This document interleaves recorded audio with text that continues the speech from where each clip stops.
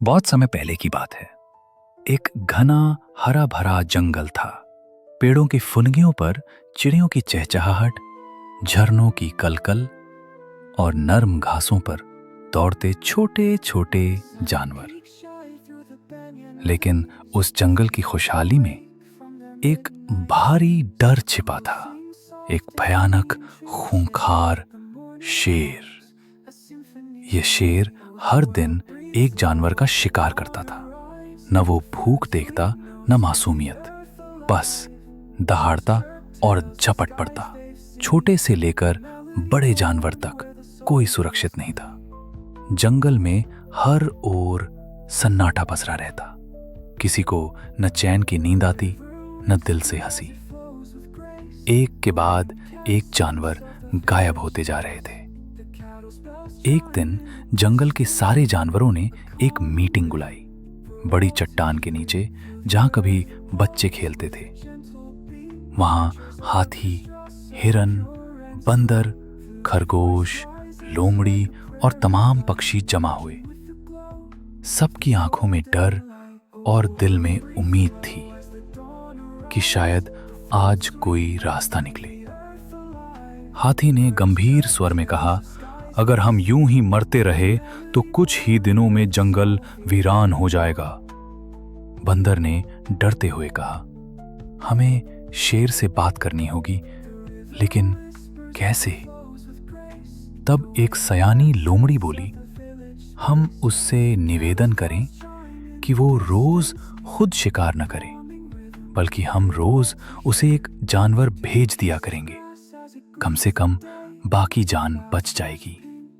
काफी बहस और विचार के बाद सबको यही प्रस्ताव उचित लगा।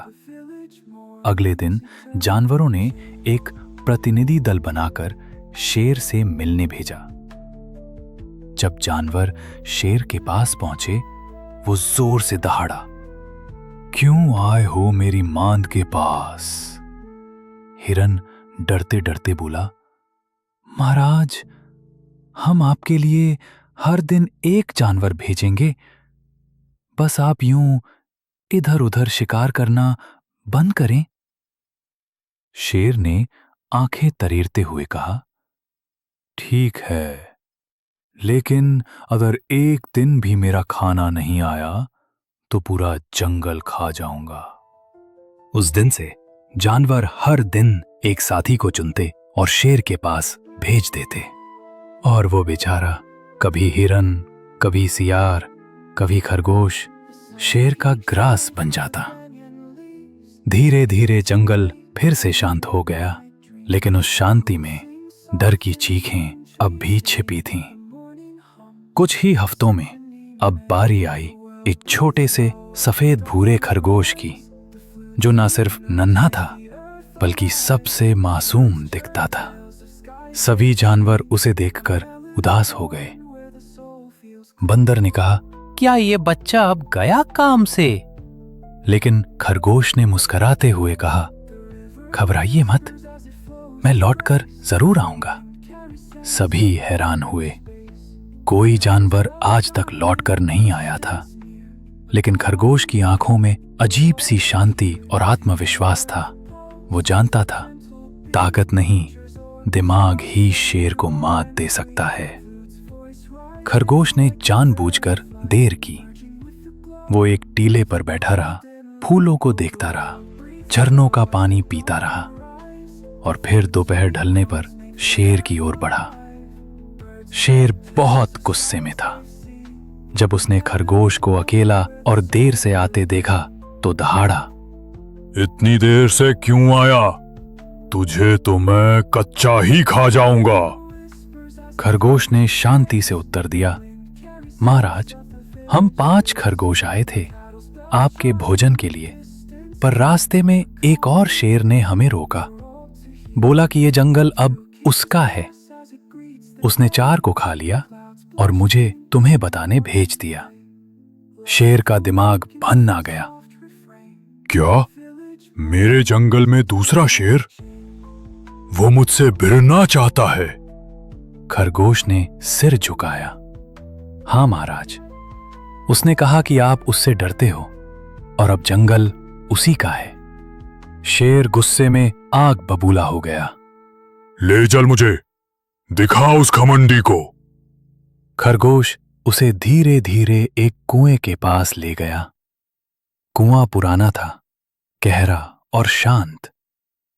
खरगोश बोला, वो इसी गुफा में छिपा है, बहुत चालाक है। मैं तो डर के मारे अंदर नहीं गया।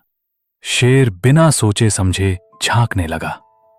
उसे कुएं के पानी में अपनी ही परछाई दिखी, लेकिन उसने सोचा, वो दूसरा शेर मेरी नकल कर रहा है, मुझे घूर रहा है।